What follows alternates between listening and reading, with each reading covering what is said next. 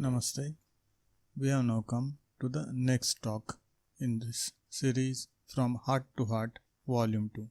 These are the talks and questions and answers from the proceedings of the seminars of Sahaj Marg held during September-October 1987 at France, Madagascar, Switzerland by Pujya Shri Parthasarthi Rajgopalacharya, affectionately also known as Chariji Maharaj.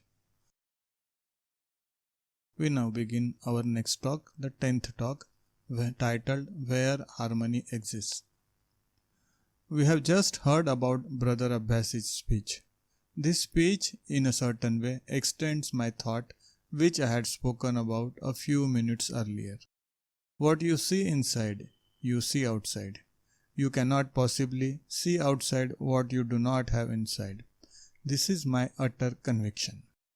I think the outside helps us in a very limited sense, perhaps like a mirror, to see what is inside, and in that sense, and to a limited extent, it is useful.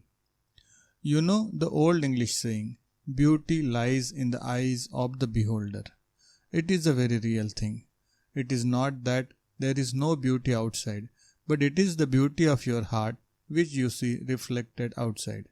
And for such a person, there is no ugliness at all in this universe. God certainly did not create ugly things. If a man is sick at heart, he sees sickness outside. It is what he sees. God did not create any sickness. If you see corruption around you, it is the man who sees the corruption. The corruption is in heart. Again, God did not produce corrupt things. So, we believe that God created this universe and that God is love, is merciful. How can He possibly create wrong things or bad things or evil things? So, we are led to this conclusion which seems to be inescapable, that we see this, what we have in us, it is not reality. So, for one who has beauty in the heart, there is beauty in the universe. Therefore, there is this question which arises: how real is what we see? Therefore, philosophers, mystics have always tended to shy away from the visible. First of all, it is what I perceive, and my perception is corrupted by whatever tendencies and sanskaras are backing it. In a sense, it is like looking at the world through colored glasses. But if I remove the glasses, do I still see the world as it is? There are this subtle filter of the senses, of the tendencies, of habits. So perceived reality, I mean in the sense of external world, external universe, cannot have any reality to anyone except one who has reality inside. So whatever of this world or of this universe is real, it is real only to the saint who has reality within himself. So I dare say only such a person really sees, and for him the universe is a real thing. But now comes this fascinating question: why are they unable to describe it? Because all mystic sciences, whether they have their origin in Hinduism or Christianity or Buddhism, they all say one thing: he who has seen cannot speak. He who speaks has not seen. We are able to speak about these things because we see not the reality, but the appearance of reality. The ultimate reality cannot be said to be beautiful, because as we understand, it is related to form, to color, perspective, planes, curves, things like that. Reality has none of these things. Reality cannot be said to be big or small, again, because it has no substance. It cannot be said to have a weight. So how are you going to describe reality? Therefore, these great saints, mystics, can only say one thing: it exists. To even say it exists is wrong, so they say exists. If you say what exists, we get the classic statement which Moses received on the mountain when he asked God supposedly, "What shall I tell them when I go down the hill? What have I seen? What did you see? What is his name?" And God's answer is, "I am that I am." Even he could not explain himself. If you ask Gabi, "Who are you?" she can only say, "I am Gabi." Well, she is Gabi in this existence, but what is she really? She doesn't know herself, and this funny thing goes back to the Creator himself. At least we have this advantage that Gabi can say, "I am 1 meter 77 centimeters tall, I am 65 kilograms in weight, I have dark brown hair and I think chari, I have beautiful eyes and I am a librarian." Things like that. You see, precisely because that which is the real Gabi inside has adapted these forms to cover itself. But when the essence only exists, that is when Gabi alone exists without this 177 centimeter body and grey eyes and brown hair and without even the name Gabi, who will you address and what will you ask? And if at all you are able to address and ask, what will that essence answer? Therefore, spiritual science says this knowledge transcends the senses. Therefore, my master Babuji Maharaj said, any description of God shows that God has not yet been seen. Therefore, all religions, all systems which talk of God as powerful and all merciful and love and compassionate, they are only talking of a lesser level of divinity. Where there is a manifest reality, they have not gone to the unmanifest reality, that alone which can be called real in that sense. You have all known, or at least many of you have known Babuji, and I have never known him describing a person by any external characteristics. He never saw them. Now that is another aspect of reality. As we cannot know reality with this sense of ours, reality does not perceive us in the way the senses perceive us. And this is a great mercy for us, because he sees what is real in us and which cannot be different from what he is. The only difference is he is all real. We have a spark of that reality in the heart, but he recognizes it as himself, and therefore for the master there is no difficulty in accepting us as himself. He does not judge. He does not judge not because of what Christianity says. Judge not that ye be not judged. That is a very negative way of saying it. Also, there is some element of fear in one who does not judge, lest he be judged. Here there is nothing to judge. The master sees us as part of himself and says, "Come, just as you look at your face in the mirror and say, 'This is me,' so the part is as good as the whole, provided it is a part of the whole. For the rest, it has no meaning. One person with a blue shirt, another with a red shirt, a third with a yellow shirt, or the same person in different clothes every day. We look at a person, he looks at the person behind the person. So the master looks into the deepest levels of our beings, and whether we are sinners or saints, in his vision there is no difference. Because the sinner or saint is in the outside form, in the outside behavior, in the outside tendencies. For him they have no meaning, no importance, and therefore he cannot reject anyone. So I would suggest it is only in this way that universal brotherhood, as we call it in Sahaj Marg, can develop. Without such a spiritual vision which unifies all life, why only human beings?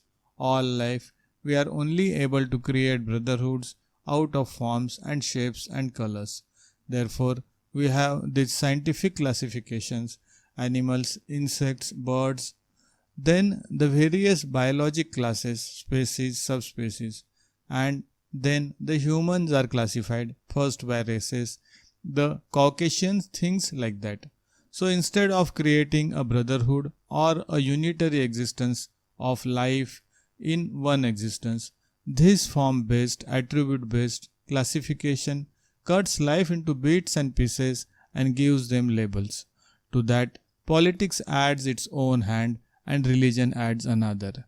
So we have the white man, the yellow, the brown, the black, a broad classification based on color. And then we have the European, the Indian, the Chinese politics. We have the Hindu, the Buddhist, the Muslim, the Christian divides religion. Now, none of them create a brotherhood. You come to Europe and expect to find a brotherhood, but no, because here they are Germans, French, Italians, Spaniard.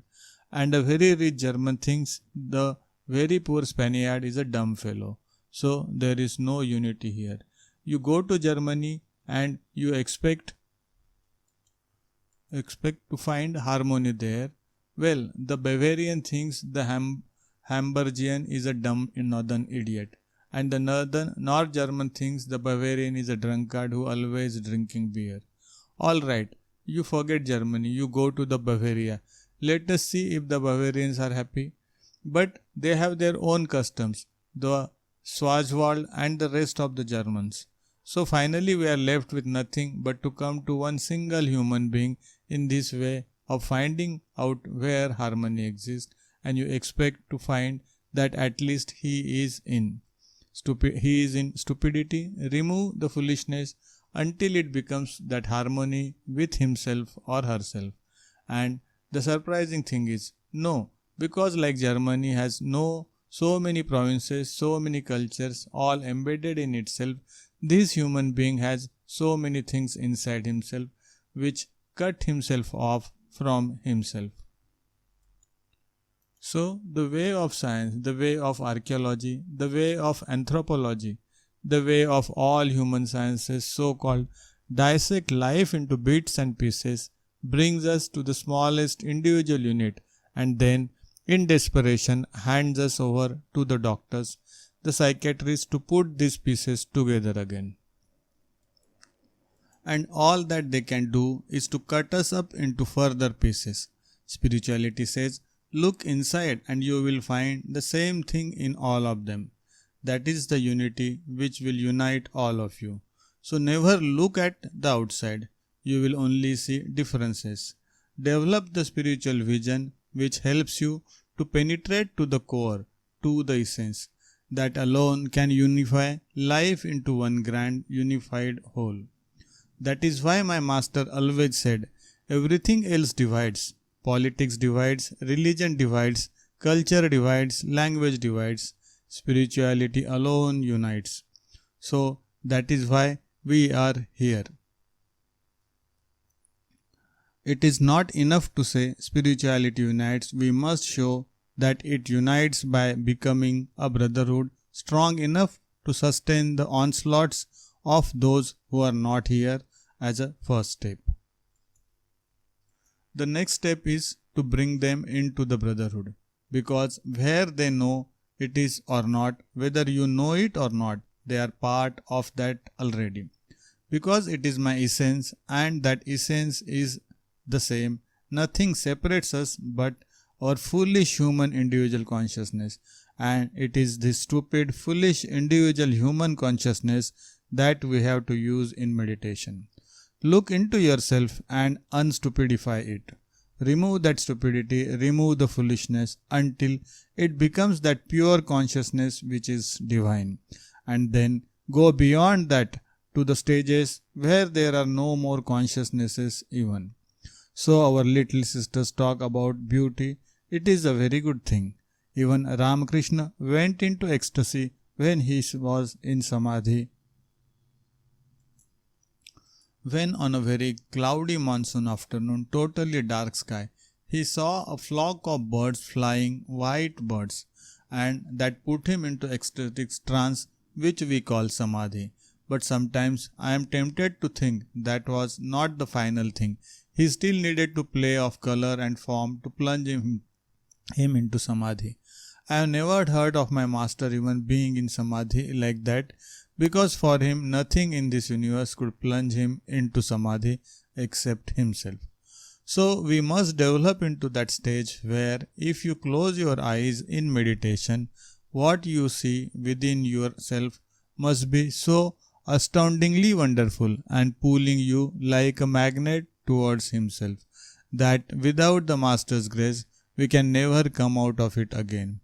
If it is the self that put us into samadhi, fortunately for us, don't be afraid. Fortunately for us, the Master pulls us out of every time. Not because it is necessary for us to be here, but because He is the Master of nature. He does not want to go counter to the laws of nature.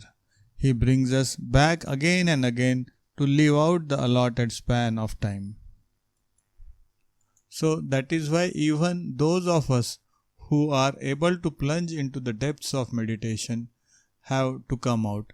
Sometimes it was so profound, a sadness so profound, coming out of that condition, that it is even easy to go into a suicidal mood at that time, because there is nothing in this universe which can match one atom of that reality which is inside. I think that is the ultimate sorrow, the ultimate separation, when the self has to be separated from the self to come out and live in the stupid existence. And then we have to pray to the Master, give me something in exchange, and wily old man gives us his work. This is how we get caught in the spiritual web from which there is no escape. Because once we have seen the soul-shattering beauty of the inside, what can you find in the outside that is a compensation? So that is the spiritual life. Therefore, if they need any entertainment or change, they look for it again inside. Therefore, they are ever inside. What is the point in coming out and going in again and again? So their existence is totally inside, occasionally coming out to help us, to work for us. Our life is totally outside. Occasionally we plunge in during meditation, and when that tendency is established, we tend to go more and more inside until, like him, we become also internalized, interiorized. Then our existence becomes like the Master's. So that is what we are here for. And if you allow yourself to be distracted from the outside and pulled out from the outside, then your work is to that extent hampered. That is why we have to be alert, to be careful, and come out only when necessary for our work. The only technique which can help us in this, until we are ourselves in the inside of ourselves, is constant remembrance. So you see, what a valuable technique the Master has given us. We should try to cultivate it, practice it, and establish it in our existence. Here we conclude our 10th talk. In the next week, we will commence our next talk, the 11th talk, the Divine Order of Reality. Thank you for listening.